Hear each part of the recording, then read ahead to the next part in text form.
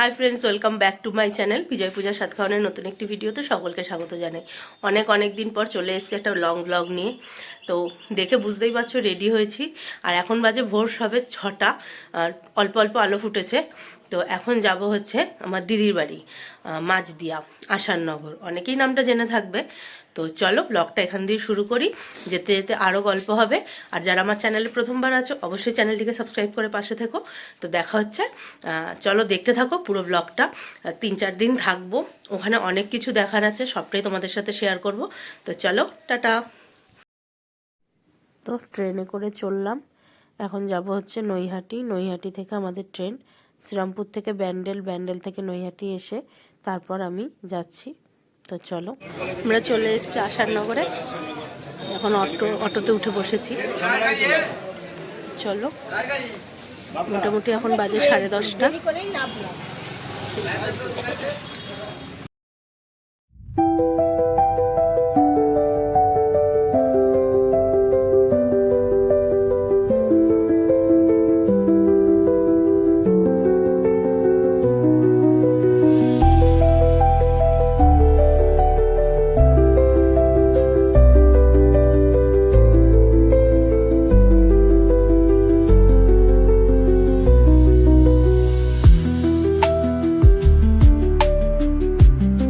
আমরা এসে দিদির বাড়ি পৌঁছিয়ে গেছি। এসে দেখছি দিদি উনুনে রান্না বসিয়ে দিয়েছে, আর আস্তে আস্তে দিদি হাতে ধরিয়ে দিল গরম গরম পরোটা আর তার সাথে তরকারি।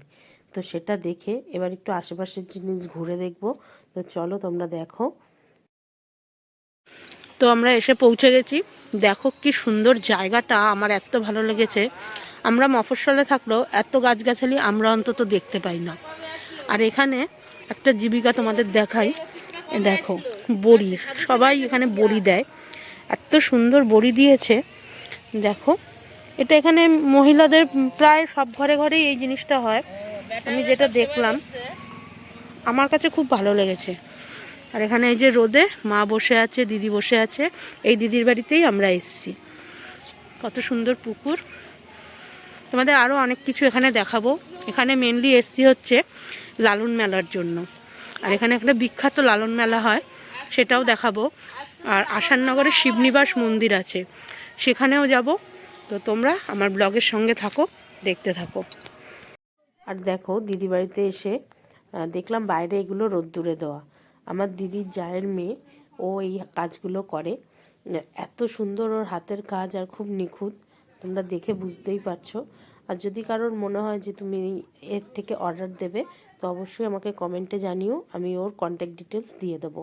আর আমার হাতের কাজগুলো খুবই ভালো লেগেছে, তাই ভাবলাম যে একটুখানি তোমাদের জন্য নিয়ে নিই।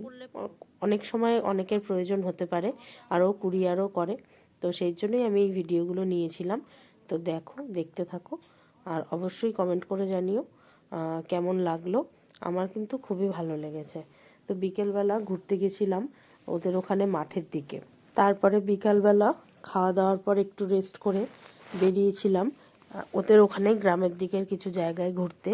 আর এই জায়গাগুলো এতটাই সুন্দর ছিল যে ওখান থেকে আর ফিরে আসতে ইচ্ছা করছিল না। চারিদিকে একদম হলুদ সর্ষের ক্ষেত, আর এই সময় যেহেতু সর্ষের সময়, আর এই সর্ষে ক্ষেত দেখতে কার কার ভালো লাগে অবশ্যই জানাবে, আমার তো খুবই ভালো লাগে। আর কে কে এই সর্ষে ফুল বা সর্ষে পাতার বাটা বা সর্ষে ফুলের বড়া খেয়েছো নিশ্চয়ই জানাবে। আমাদের গ্রাম বাংলার দিকে ভালোই এই জিনিসটা রান্না হয়, আর আমাদের বাজারেও প্রায় সময় দেখি এই হলুদ ফুলগুলো। তো আমার এত ভালো লেগেছে জায়গাটা, কি বলবো, চারিদিকে চাষের জমি, আমার খুব ভালো লেগেছে, যেটা সত্যি কথা। এখানে দেখতেই পাচ্ছ সামনে কালো জিরের চাষ হয়েছে, কোথাও দেখতে পেলাম যে অনেক অন্য কিছুরও চাষ হয়েছে। আর এখানে দেখো বন্নি মেলা থেকে নিয়ে চলে এসছে হাওয়াই মিঠাই। তো এটা হচ্ছে পরের দিন সকালে ঘুম থেকে উঠে আমরা ওদের অনেক বড় উঠোন, সেই উঠোনে বসেছিলাম। আর সত্যি কথা বলতে এত বড় উঠোনে বসে থাকতে ভালো লাগে, কিন্তু ওদের বাড়িতে রোদ ঢোকে না এই শীতের সময়, সেটা একটা অসুবিধা। আর এই যে এই ছোট্ট বাচ্চাটা এসেছিল, আর এ তো একদম গায়ে উঠে পড়ছে। আমি ডগ লাভার না হলেও কুকুরকে তাড়িয়ে দেওয়াতে বিশ্বাসী নই, কিন্তু আমি কুকুর দেখলে একটু ভয় পাই, এটা আমার। আজকে ঘুরতে আসার দ্বিতীয় দিন, আর এখন যাচ্ছি একটু বাজারে। অনেকক্ষণ উঠেছি, উঠে ফ্রেশ হয়ে চা খেয়ে এবার যাব হচ্ছে আমরা বাজারে। আর যাচ্ছে আমার সাথে আমার দিদি, এই যে। আর এখন যাচ্ছি পুরো গ্রামের রাস্তা দিয়ে, তোমরা বুঝতেই পারছো। দেখো, চলো আবার বাজারে গিয়ে দেখাচ্ছি এখানকার বাজারটা কিরকম, তো দেখতে থাকো। আর বাজারে যাওয়ার সময় দিদি দেখাচ্ছিল একজনের বাড়িতে অনেক পুদিনা পাতা হয়েছে। আর তাই আমি দিদিকে বলছিলাম যে পুদিনা পাতা এরকম একটু স্যাঁতস্যাঁতে জায়গাতেই ভালো হয়। আমি অনেকবার লাগিয়েছি, একবার হয়েছিল, কিন্তু বাকি বারগুলো আর হতে চায় না। আর গ্রামের দিকে কত সুন্দর দেখো, এর তার বাড়ির উপর দিয়ে চলে যায়, কেউ কিছুই বলে না। আর কথা বলতে বলতে চলে এসেছি বাজারে। আর এখানে না সব কিছু কেজিতে বিক্রি হয়, যেমন বাঁধাকপি, ফুলকপি, যেটা আমাদের এদিকে আমরা পিস হিসাবেই বাঁধাকপি ফুলকপি কিনি, কিন্তু এখানে দেখলাম ওরা কেজি হিসাবে কেনে। আর বলতে গেলে খুবই ভালো লেগেছে আমার বাজারটা, অনেক কিছু কেনা হয়েছে, লাউ, বাঁধাকপি, ফুলকপি। তো চলো সেটা তোমাদের পরে দেখাচ্ছি কি কি কিনেছি।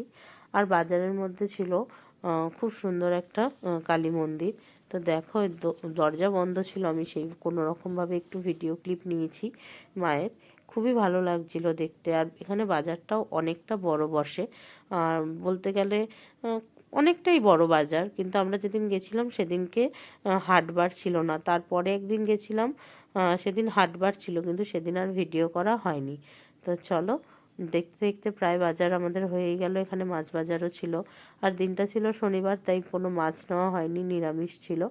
তো কি কি বাজার করেছি সেটা তোমাদের দেখাবো, তো চলো দেখতে থাকো।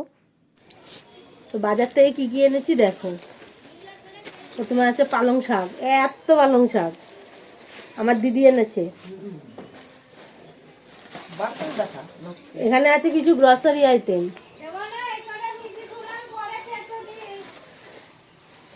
তারপরে আছে আমার দিদির পান, এখানে আছে বেগুন, যার কোনো গুণ নাই, যেমন আমি, তাই জন্য খাই।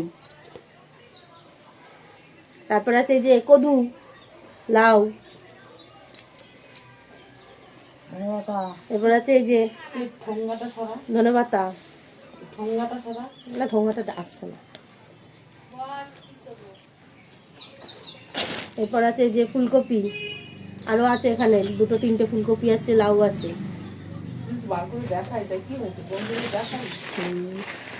আর আজকে যেহেতু শনিবার, তাই আছে পনির। আর কি আছে এখানে, আছে একটা ব্রাশ।